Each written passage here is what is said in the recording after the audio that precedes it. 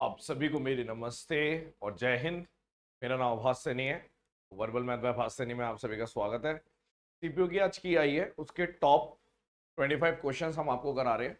बहुत important class रहने वाली है। एक एक क्वेश्चन इंपॉर्टेंट है, ठीक है, तो जरूर देख लेना। 25 क्वेश्चन लिए हैं। पहला क्वेश्चन आप खुद से ट्राई करिए और फिर सॉल्यूशन देखिए। सवाल है, एक स्टोर है, इन अ स्टोर, एक स्टोर के अंदर अरुण के पास मोबाइल फोन खरीदने के दो ऑप्शन है।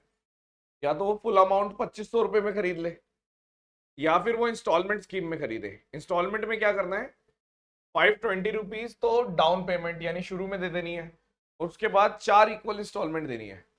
रेट ऑफ इंटरेस्ट है 25% पर एनम, सिंपल इंटरेस्ट, ठीक है। और अरुण ने मोबाइल फोन इंस्टॉलमेंट स्कीम पे लिया, कैश नहीं लिया। तो बताओ मंथली इंस्टॉलमेंट कितने की जाएगी। देखो, प्राइस कितने का है, 2500 माइनस शुरू में अगर दे दिया आपने 520, यानी कि आप बोल रहे हो 1980 रुपए, इसके ऊपर इंस्टॉलमेंट बननी शुरू होगी, ठीक है। अगर मैं आपको बोलता हूं कि 12 महीने का रेट ऑफ इंटरेस्ट है 25%, 12 महीने का, तो एक महीने का कितना है, 25/12%। आप इसको ऐसे भी कह सकते हो कि 25/12 × 100, तो मैं कह सकता हूं 1/48 इन फ्रैक्शन। आप इसको 1/4 भी कह सकते थे। और जैसे ही 12 आएगा, यानी इस पूरे को मैं शॉर्टकट ऐसे लिख सकता हूं कि 12 महीने का 1/4 रेट ऑफ इंटरेस्ट, तो एक महीने का 1/48।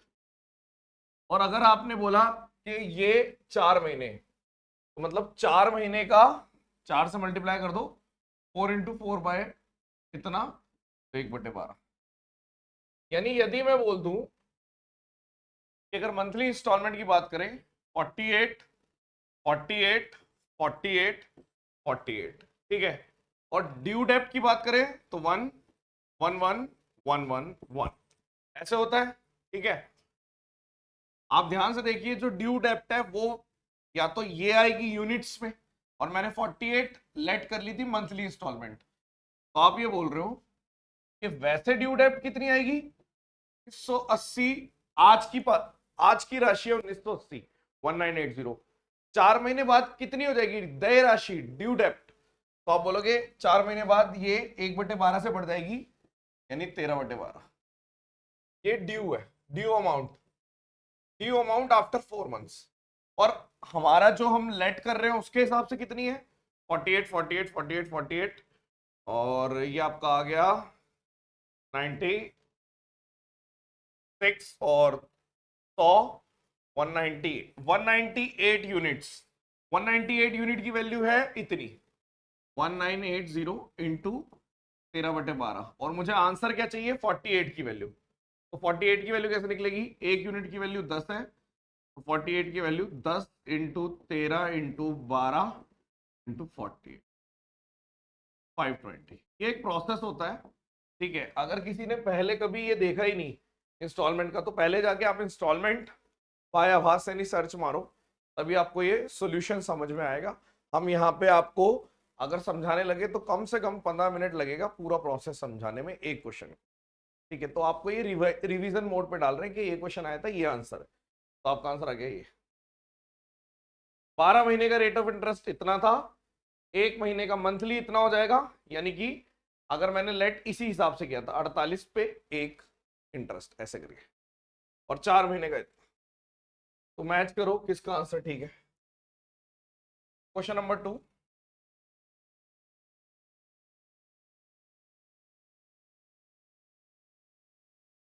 आज से 2 साल पहले एक क्लास दी थी, 1.5 साल हो गए होंगे, सुपर 100 डेमो, सर्च मार के देखना, बाय आभास से नहीं, मेरे कहने से एक बार सर्च मार लेना, और अगर मुझे याद रहा तो मैं कमेंट में पिन भी कर दूंगा, ठीक है। उसमें आपको एक चीज बताएगी, जैसे मान लो ये एक थीम होती है, मतलब एक साइक्लिसिटी है, कि जैसे A/L है प्लस M/B, फिर उल्टा कर दो, B/M है, फिर एक नेक्स्ट चीज N/C, फिर उल्टा कर दो, C/N है प्लस पहले वाला, अगर c बाय n है प्लस ये, तो ये सब 1 होते हैं, ठीक है। हम ये भी कह सकते हैं कि मान लीजिए ये एक तरीके से लिखा है a प्लस 1/b की वैल्यू 1, ठीक है, b प्लस 1/c की वैल्यू 1 और c प्लस 1/a पूछ लिया, कह सकता हूं ना मैं, ये एक ही बात है। तो आप इजीली निकाल सकते हैं, मैं निकाल के दिखा भी देता हूं कि जैसे मान लीजिए मेरे को हर एक किसी को b की फॉर्म में लिखना है, तो मैं अगर a को b की फॉर्म में लिखूंगा, जैसे a की वैल्यू आ गई 1 - 1 तो आप कह सकते हो b - 1/b, ये a की है तो 1/a की वैल्यू कितनी आ गई, b/b - 1। और सिमिलरली अगर इधर से निकालेंगे c की निकाल दो, तो इधर भेज दो 1 - b बराबर 1/c, तो आप c की वैल्यू लिख सकते हो कि 1/1 - b। तो आप जब इन दोनों में पुट करोगे, c की जगह लिख दो 1/1 - b और 1/a की जगह लिख दो b/b - 1। तो मैं जब एलसीएम लूंगा 1 - b, वैसे ये सब करना नहीं है आपको, साइक्लिसिटी से वन आंसर पता होना चाहिए। तो अगर मैं इसको नेगेटिव बना दूंगा तो 1 - b ऊपर बन गया, 1 - b नीचे बन गया, 1 आंसर है। ये कोई नहीं करेगा, ठीक है, बट ये बहुत इजी चीज होती है, हमेशा ये 1 1 1 ऐसे ही आएगा। तो आपका आंसर आ गया 1।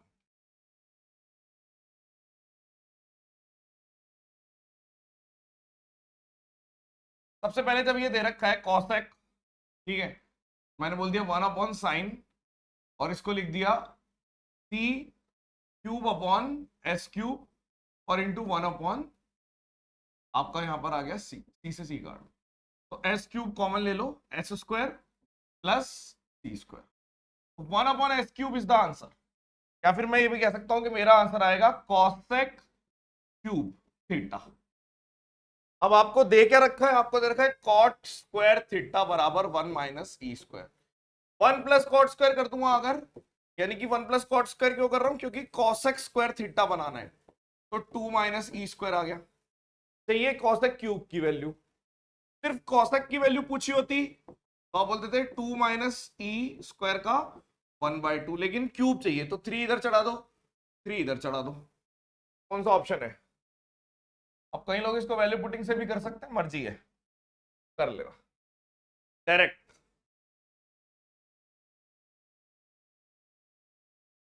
इस वाले को देख लेते हैं, ओके, इसको लिख दीजिए, 10 को लिख दीजिए s/c, तो c - s/c प्लस s, ये आ गया। रूट से बाहर नहीं निकालना, रैशनलाइज कर दो, c - s c plus c - s, तो ये आ गया आपका c - s का होल स्क्वायर और c² - s²। आपको मालूम है कि अगर cos square theta minus sine square theta होता है तो cos 2 थीटा होता है, 2 थीटा की टर्म्स में दे ही रखा है, तो मैंने लिख दिया कि रूट के अंदर ही नीचे आ गया cos 2a। ये नहीं हो सकता, ये नहीं हो सकता, इन दोनों में से एक आंसर है, और ऊपर a² प्लस b² - 2ab।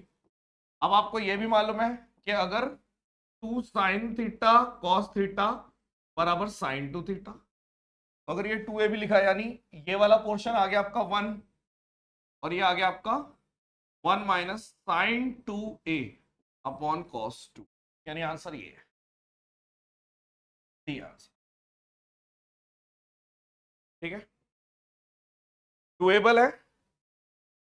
ये वाला क्वेश्चन अच्छा था, ठीक है, इसको जो टच में इंस्टॉलमेंट के वही कर सकता है, वरना दिक्कत आएगी बच्चे को, ठीक है। और ये वाला भी अगर आपने अच्छी तरीके से पढ़ रखा है प्रीवियस ईयर, तो आप आराम से कर सकते हो बिना पेन पेपर उठाए। ये वाला वैल्यू पुटिंग से कर देते हैं कई लोग, कुछ कैसे कर लेते हैं, लेकिन आप देखो ज्यादा लंबा नहीं है, ट्रेडिशनल भी सीधा ही है। ये वाला अच्छा क्वेश्चन है, अगर हम इसको बाहर निकालने की कोशिश करेंगे तो गड़बड़ हो जाएगी, रूट के अंदर ही सॉल्व करना है जो भी सॉल्व करना है, ठीक है। नेक्स्ट,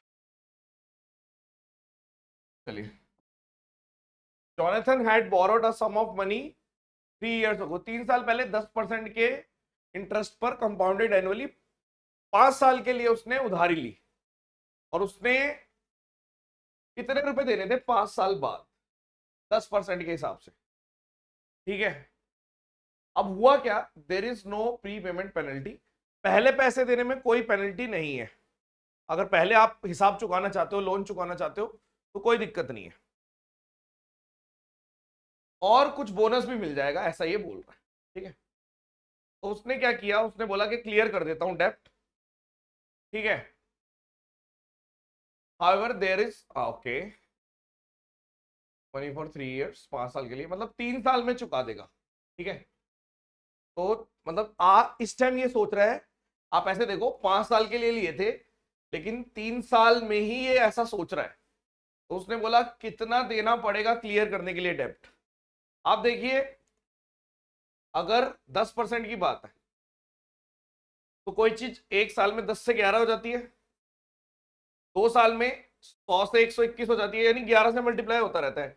1331, 14641, 1, अगर मैं इसको 1 रख रहा हूं, फिर 5 रख रहा हूं, देखो ऐसे मल्टीप्लाई करो, तो मैं इधर लिख रहा हूं 10 से 11, इससे इतना हो रहा है, फिर एक तरीके से इतने से इतना 3 साल में, 4 साल में इतना।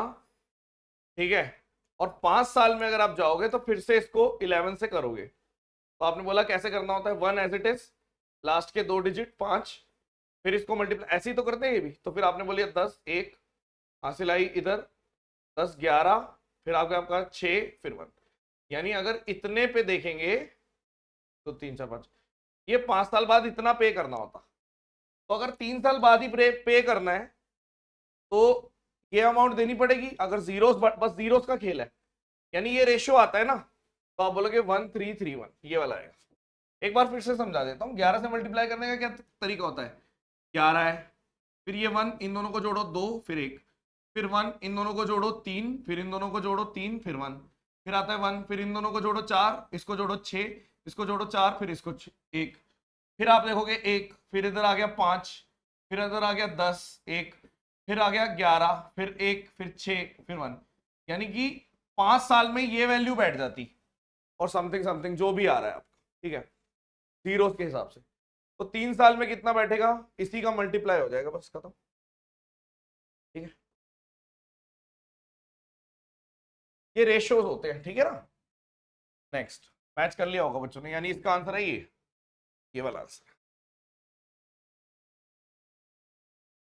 पीटर ने सर्टेन मनी इन्वेस्ट करी स्कीम पे, जो 10% सिंपल इंटरेस्ट दे रहा है पर एनम, और रेशल रेशल ने क्या किया, हाफ, मतलब जितना पीटर ने किया उसके आधे पैसे इन्वेस्ट करे, और वो 10% पर एनम कंपाउंड इंटरेस्ट के हिसाब से है।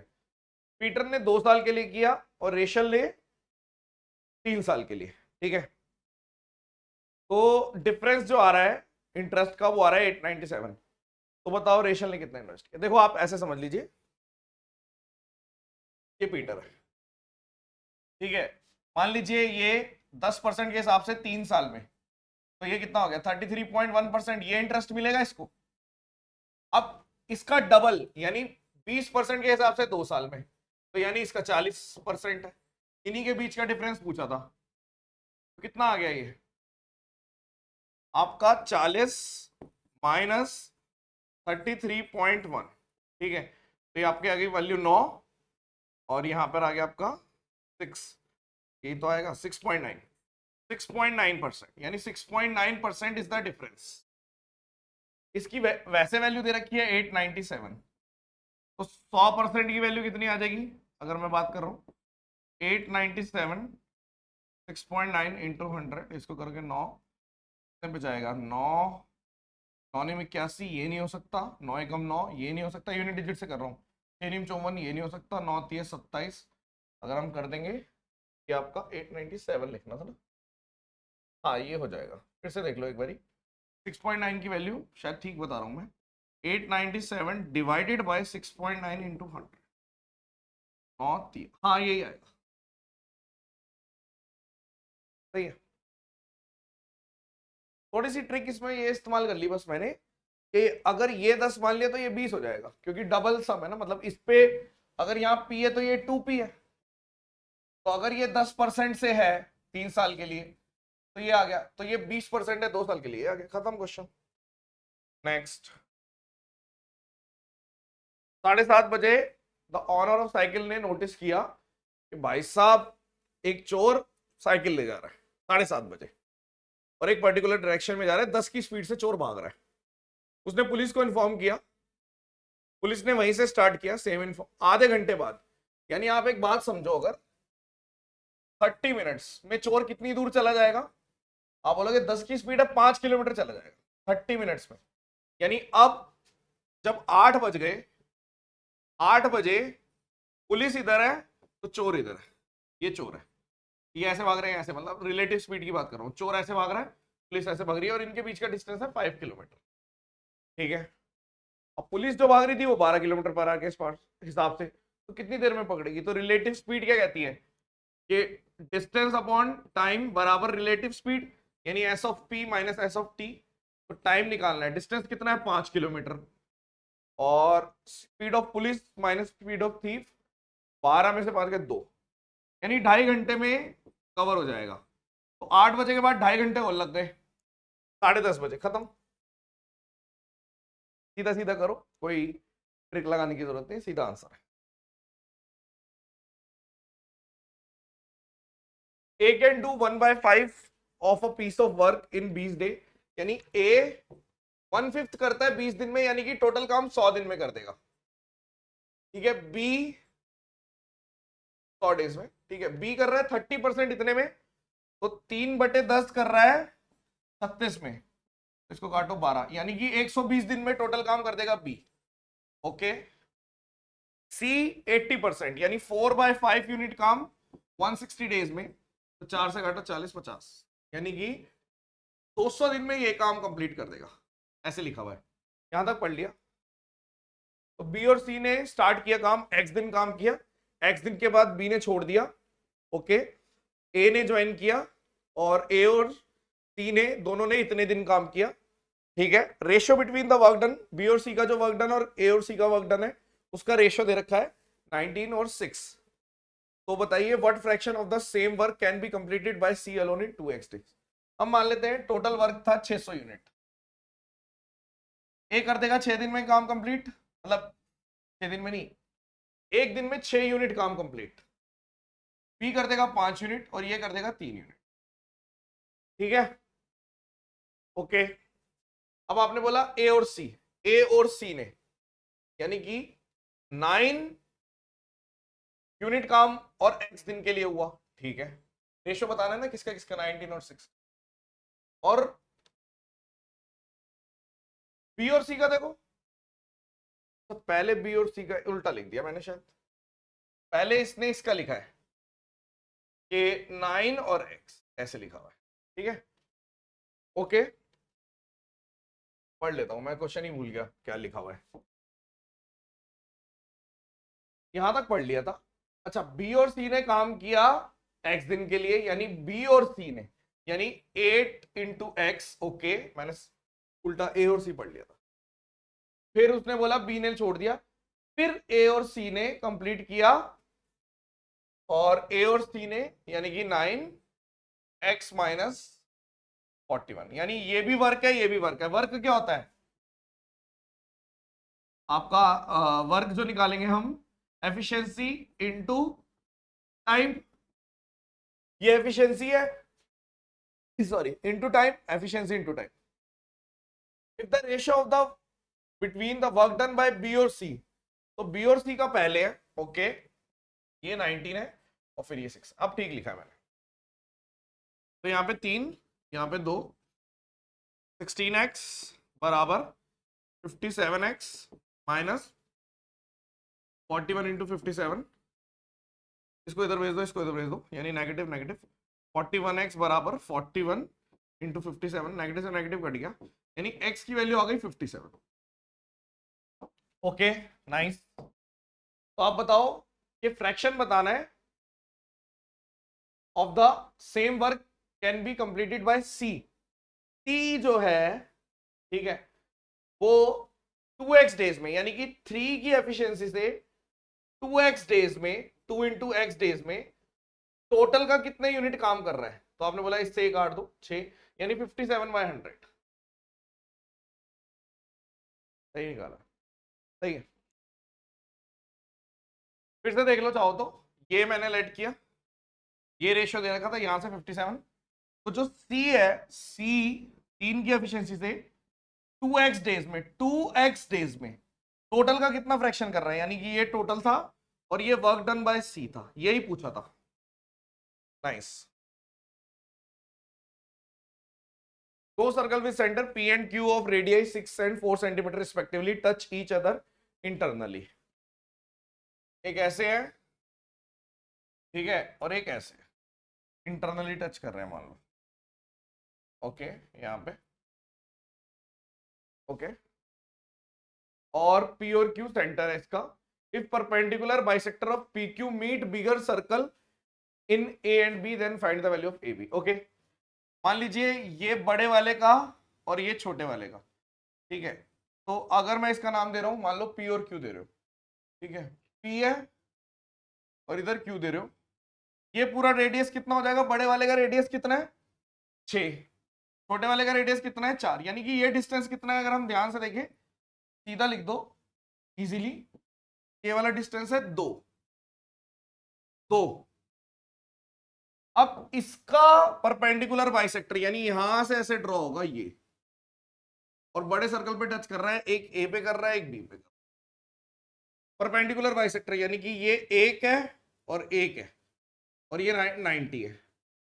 तो मुझसे बोल रहा है, अब आप देखो, अगर मैं ये वाली वैल्यू निकाल दूं जो कि मेरे को दे रखी है 6, और आप ये जब निकालोगे ये इक्वल हो जाएगा इसके, यानी कि आपको ए बी पूछा है ना, आप सिर्फ ये निकाल दो, ये कितना आएगा √35, तो ये भी √35, ये तो सॉल्व हो गया क्वेश्चन। जिसका सॉल्व इसलिए नहीं हो पाया होगा किसी किसी का, जिसने डायग्राम नहीं बनाया। भाई PQ का परपेंडिकुलर बाइसेक्टर क्या करता है, 90 भी बनाता है और दो इक्वल पार्ट्स में तोड़ देता है, दो को इक्वल पार्ट्स में तोड़ेगा तो एक ट्रायंगल आ गया जिसके अंदर एक ये है, ये 6 है, तो ये √35 आएगा। यहां से भी 35, अगर यहां से निकालना है तो ये भी 6 और 1 तब भी 35, √35, बात वही है। अच्छा था क्वेश्चन। नेक्स्ट, ये क्या करना है, चलो कर देते हैं, 3 दूनी 6 और 7/3 यानी 3/7, और ये 10 10 यानी A + 7/10 बराबर 9/10, यानी कि 2/10 1/5। अब ये इस क्वेश्चन को देख लो, वैल्यू पुटिंग से करना है तो 30 60 लेके पुट कर देना, अदरवाइज मैं ऐसे भी कह सकता हूं कि cot A cot B, यानी आप लिख रहे हो ऐसे लिख दो, सब कुछ A की फॉर्म में, cot 90 - A, यानी कि ये कितना हो जाएगा 10A, 10A मतलब ऊपर चला गया cot स्क्वायर A, यानी इतना पोर्शन है cot स्क्वायर A प्लस, अब इसको cos स्क्वायर A लिखा ही हुआ है, इसको आप sin स्क्वायर A लिख दो क्योंकि 90 माइनस, तो यहाँ पे +1, 1 + cot square A cos x square A answer है।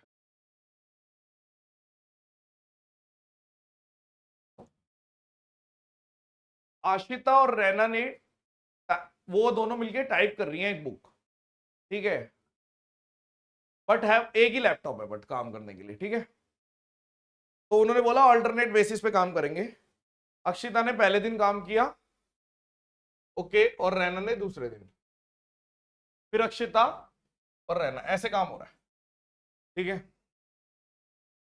अक्षिता 16 डेज में काम कंप्लीट कर सकती है, रैना 24 डेज में काम कंप्लीट कर सकती है, 48 मान लो इसकी 3 है एफिशिएंसी की 2 है, ठीक है। तो मतलब हम कह सकते हैं 2 डेज में 5 यूनिट काम हो जाता है, ये बात हमें समझनी थी बस।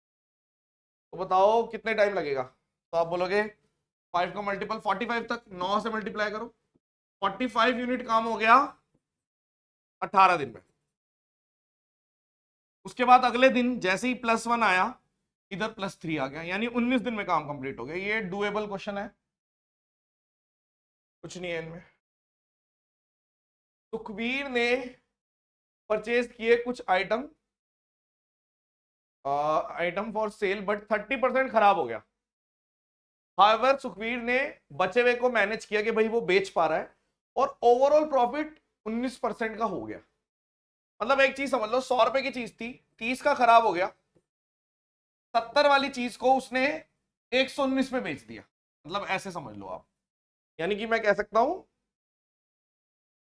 कि अगर हम देख रहे हैं 70 की चीज को 119 पे बेच दिया, तो at what percent above the cost price each item वो सेल करे ताकि that did not go bad.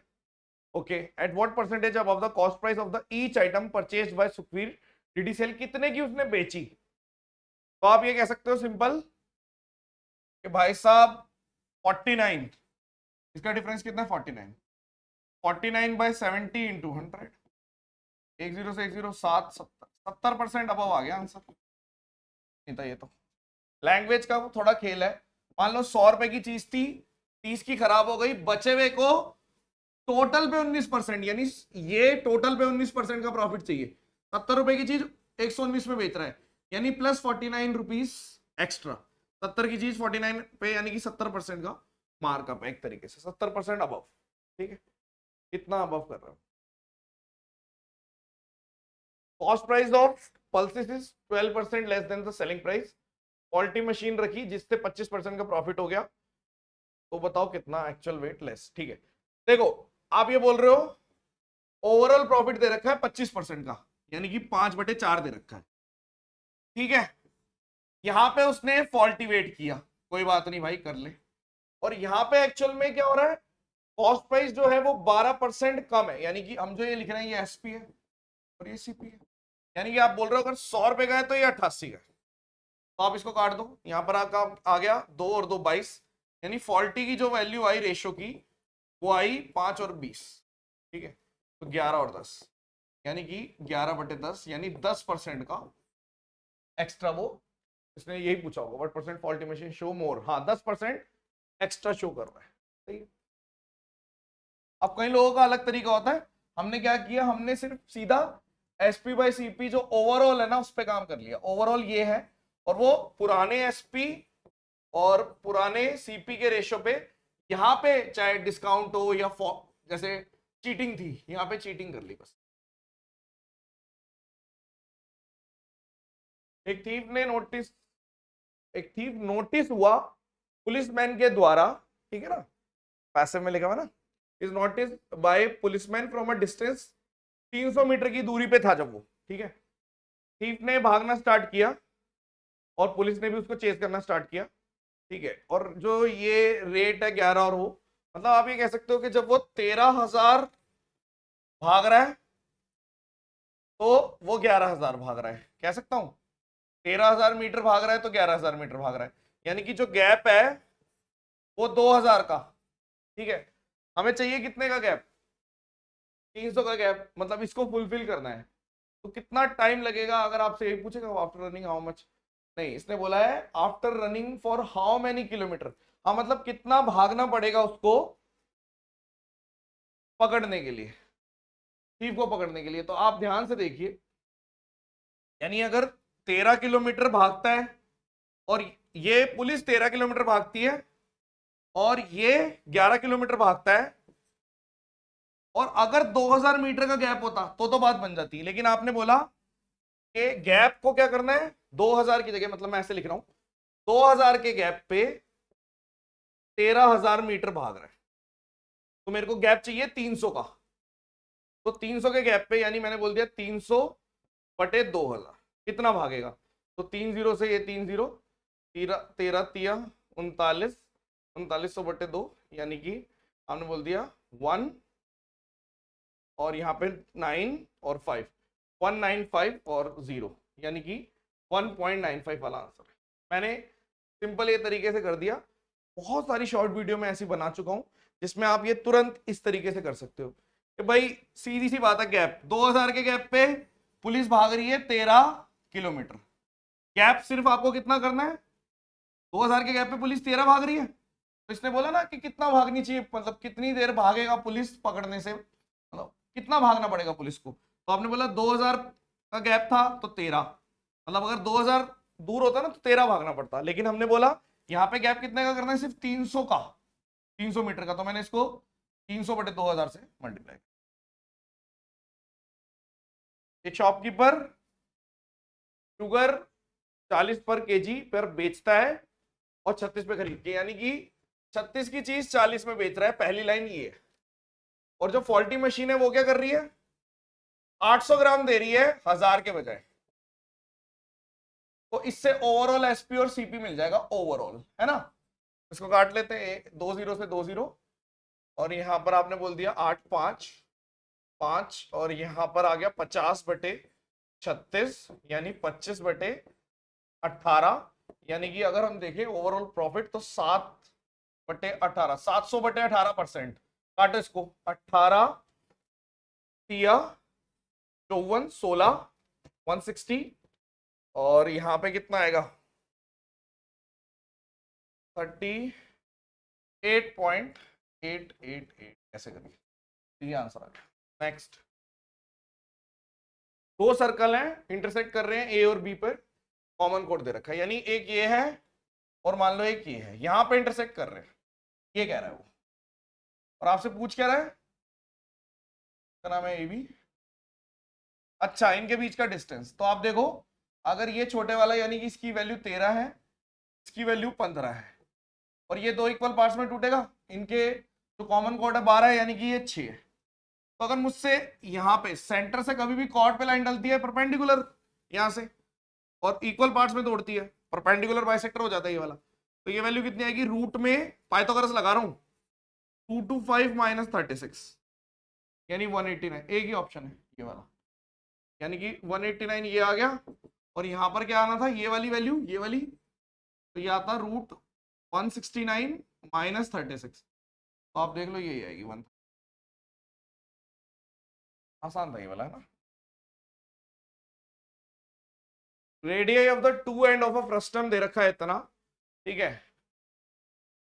ये फ्रस्टम है, ठीक है, ये आपको रेडियस दे रखी है, एक दे रखी है 7, एक दे रखी है 28, हाइट दे रखी है 45, ठीक है। इसको मेल्ट करके मतलब वॉल्यूम निकालना है, और राइट सर्कुलर सिलेंडर बनाना है जिसका रेडियस 3 और 5, ठीक है। तो volume of frustum equals to volume of cone, oh cylinder, cone कह रहा हूं, तो ये आएगा 1/3 पाई R1² R2² R1 R2। तो इससे ये याद आता है कि आपको रिवाइज करना है, ये आ जाएगा पाई R² H, ऐसे ही है, और यहाँ पे भी H आएगा इसका, क्योंकि फ्रस्टम इसका कितना है 45 लिख देता हूँ, और ये आपका आएगा पाई R², यानी 3x का होल स्क्वायर, और ये 5, ऐसे करके, ठीक है। पाई से पाई काट दिया, इसको लिख दो 1/3, और ये पहला वाला 28 का स्क्वायर 784, और 7 का स्क्वायर 49, 28 × 7 70 × 56 196, यहाँ पे जोड़ दो 10 9 सिलाई 1 9 दूनी 18 22 2, और यहाँ पर 2 सॉरी 2 0 1029, तो ये आपका आ गया 1029 × 45 इक्वल्स टू 45x³। 45 से 45 काटो, 3 तिया 9 3 चौक 12 3, यानी x³ की वैल्यू 343 है, यानी x की वैल्यू आ गई आपकी 7। आपको पता है जो सिलेंडर की बात कर रहा है, सिलेंडर की जो रेडियस है वो है 3x, और ये जो है ये है हाइट जो है वो 5x है, यानी कि जो सिलेंडर की रेडियस है वो आ गई आपकी 21, और जो हाइट है वो आ गई 35। ये सिलेंडर के बारे में, ठीक है। अब इसने पूछा curve surface area of cylinder, यानी 2πRH पूछा है, तो 2 × πRH 5, यहां पे कर लेता हूं 3 3 दूनी 6 6 35 6 7 21 2 22, यहां पर आपका आ गया 4 3 दूनी 6 दूनी 12 12 पंजे 60 हासिल आई, यहाँ पे 3 12 3 36, और 4 2 0 × 11 0 2 6 4, ये आएगा, ठीक है। मल्टीप्लाई किए, अलग अलग तरीके से करते हैं सब कोई कैलकुलेशन। अब कोई ये मत बोलना कि 11 का, हमने तो 11 का मल्टीपल देख लिया था, 11 से कटने वाली एक ही वैल्यू थी। अगर ऐसा कर रहे हो तो भाई आपकी मर्जी है, लेकिन मैं वो चीज़ सिखाने नहीं आया, ठीक है, मैं वो चीज़ सिखाने नहीं आया। कल को हो सकता है कि अब ये पूरा, अब ये चीज़ तो आप कर ही सकते हो, ठीक है, लेकिन अगर मेंस में आएगा तो अलग तरीके से। बाकी आपका फर्स्ट स्टेप जरूर हो सकता है ये कि भाई मेरे को 2 पाई आर से मतलब 11 का मल्टीपल देख लिया, आप इस तरीके से कर सकते। कई लोग बोलेंगे कि हमने ये देख लिया था, मुझे पता है, लेकिन वो ऐसा टीचर कुछ सिखाने वाला नहीं है मेरे लिए, ठीक है, वो तो आप कर ही लोगे। ए बी ने कंप्लीट किया 24 और 30 दिन में काम, 10 घंटे पर डे के हिसाब से। The work is to be done in 2 shift. Morning shift 6 घंटे की है, इवनिंग शिफ्ट 4 घंटे की है। अभी ये लास्ट में करता हूँ, ठीक है, पहले बाकी क्वेश्चन कर, ये वाला कर। Mahesh agree to sell rice, मतलब उसने बोला 24% लॉस पे, यानी 100 रुपए की चीज 76 में बेच रहा है, यही है एसपी बाय सीपी। और उसने चीटिंग भी कर दिया। उसने क्या करा कि कस्टमर को दिया 19 और पैसे ले लिए 50 के, ठीक है। तो ओवरऑल प्रॉफिट और लॉस के लिए हमने ये ओवरऑल निकाल लिया। कैसे करेंगे, यहाँ पे 4 आ गया दोस्तों, यानी 2/1, तो एसपी बाय सीपी, यानी कि प्रॉफिट हो रहा है 1 का, यानी 100% का प्रॉफिट है, ठीक है, कुछ नहीं था ये। आगे चलते हैं। Greatest number which when divided by this remainder इतना, यानी एक तरीके से 256 का 5 माइनस कर दो, 848 का और 125 इन सब का एचसीएफ निकालना है। मतलब ऐसा नंबर जो इन सबको डिवाइड कर दे। यार देखो 17 तो पहले ही कट जाएगा, 17 से ये नहीं कट रहा, ठीक है। आज 16 से कट रहा है, ये हो सकता है 18 से। देखते हैं जिसका मतलब जो 9 से कट रहा है वो 18 से भी कट देगा। डिजिट सम 9 नहीं है, ये भी कट गया, ये तो होएगा ही नहीं। 19 से भी नहीं होगा, 16 ही आंसर है, कुछ नहीं था ये। मतलब हमें एक्चुअल में क्वेश्चन इसने पूछा है एचसीएफ बताओ इसका, तो एक ही ऑप्शन था ढंग का। ये प्राइम नंबर देने का क्या लॉजिक है, 17, ये ऑप्शन ही घटिया है, सिर्फ 16 आएगा। और 18 कैसे कट गया, क्योंकि डिजिट सम 9 से कटने वाली बात हो रही थी, ठीक है। 6 और 2 8 9 10, इसके 9 से कट ही नहीं रहा, 18 से कैसे कटे।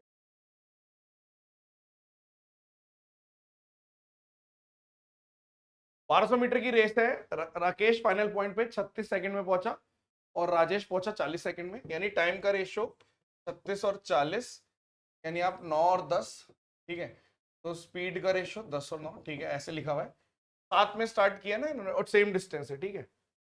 बाय हाउ मच डिस्टेंस दस राकेश बीट राजेश, तो आप बोलोगे 10, मतलब कि अगर मैं बोलूं 10 यूनिट की वैल्यू 1200 है तो 1 यूनिट से बीट कर दिया तो 120। एक चीज समझा देता हूं मैं, कई लोगों को समझ में नहीं आती। देखो ऐसा होता है, पहले तो मैंने लिख दिया, ये मेरे को स्पीड का रेशियो मिल गया, ये टाइम का रेशियो था और ये स्पीड का। अब स्पीड का रेशियो निकलने के बाद हमें मालूम है कि रेस में टाइम कांस्टेंट होता है, मतलब जो S1 S2 है ना, वही D1 D2 है। तो जितनी देर में ये 10 यूनिट भागेगा उतनी देर में ये 9, तो 10 यूनिट मतलब रेस कंप्लीट कर दी। ये 1 यूनिट पीछे था, 120।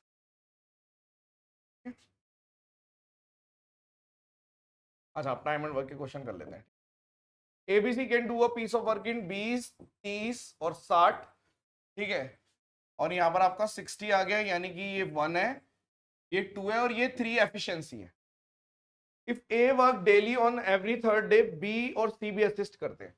मतलब ए तो रोज काम कर ही रहा है, ठीक है, मतलब ए रोज काम कर रहा है, ठीक है, पहले दिन भी दूसरे दिन भी। और होता क्या है, हर थर्ड डे बी और सी भी आ जाते हैं, यानी कि थर्ड डे 6 यूनिट काम होता है।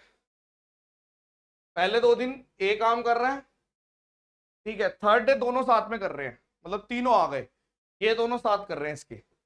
तो 3 डेज में एक तरीके से 12 यूनिट काम हो रहा है, ठीक है। तो इसको 5 से मल्टीप्लाई कर दिया 60, इसको भी 5 से मल्टीप्लाई कर दिया 15, तो 15 दिन में काम कंप्लीट हो जाएगा, यही पूछा होगा, खत्म, ठीक है। P Q R working individually then complete away, मतलब एक 36 दिन में कर लेता है, एक 48 में, एक 144 में। मैं 144 मान लेता हूं, इसका 1, इसका 3, इसका 4, ये एफिशिएंसी है। P Q R start working together, P ने 12 दिन पहले काम कर दिया। सूडो वर्क, फॉल्स वर्क, क्योंकि जब भी आप बोल रहे हो ना कि बिफोर, यहां पे आ गया ना कि 12 दिन पहले चला गया, क्यू भी 8 दिन पहले चला गया, वहीं आपका गेम स्टार्ट हो जाएगा। कि वर्क तो आपने माना 44, लेकिन अगर पी जो है, आपने लिखा ना ये पी, ये क्यू आर, तो पी 12 दिन पहले जा रहे हैं ना, जाने मत दो। यानी कि आप बोलोगे 12 तक इसको रोक के रखो, 12 दिन तक 4 यूनिट काम कंप्लीट करेगा। और जो क्यू है उसको भी मत जाने दो 8 दिन तक। ठीक है, बस यही था। कितने दिन में काम कंप्लीट हो जाएगा? ये मेरा वर्क है, सूडो वर्क अपॉन एफिशिएंसी, तभी टाइम निकलेगा। तो ये आंसर आ जाएगा। एफिशिएंसी कितनी है? 8। 8 से काट दो, ये 1 कट गया, यहाँ पर 1248 6 आ गया, यहाँ पर आपका आ गया 18, 18 24 और 23, 27 आंसर। अब ये सॉल्यूशन उन्हीं को समझ में आएंगे जिसकी तैयारी टिप्स पे होगी। ठीक है, हमारा ये जब मैं टॉप 25 क्वेश्चन करा रहा हूं तो मैं समझाने से ज्यादा दिखाने आए हूँ कि देखो ये सब आया है, आप ऐसे कर सकते थे, आप ये कर सकते थे, ताकि आप अपने ज्ञान के चक्षु खोलें। ठीक है, कि भाई ऐसे चीजें हैं, हम कुछ कमी तो नहीं कर रहे। अगर एक भी क्वेश्चन आपसे नहीं हो रहा तो आपको सोचना चाहिए इस बारे में। ठीक है, क्योंकि सब डुएबल ही है।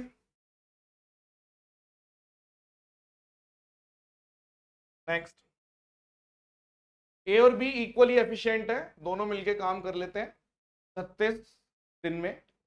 ठीक है, इफ एक भी हॉलीडे नहीं लेता, if none takes any holiday, A और बी ने स्टार्ट कर दिया काम। ठीक है, बट ए टू का day off after every 5 days to work. ठीक है, while B took a day off after every 7 days to work. ठीक है, if the duo has started work on इतना, इसकी अलग से शॉर्ट वीडियो डिजर्व करते हैं बच्चे, ये शॉर्ट वीडियो बनाऊंगा मैं। ठीक है, और एक और दिखाता हूं मुझे क्वेश्चन इसकी। ये 2 क्वेश्चन रह गए मेरे ख्याल, बाकी सब हो गए। इन दोनों क्वेश्चन की अलग से शॉर्ट वीडियो बनाऊंगा, थोड़ा अच्छे लग रहे हैं तो वैल्यू, मतलब टाइम देंगे कम से कम, तो आप पूरा समझाएंगे इसमें।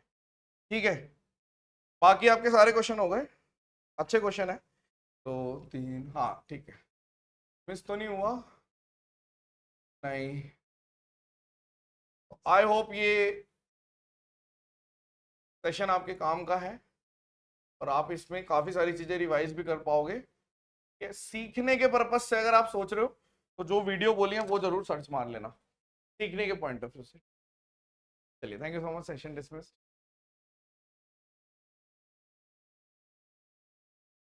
Thank you so much, session dismiss, bye.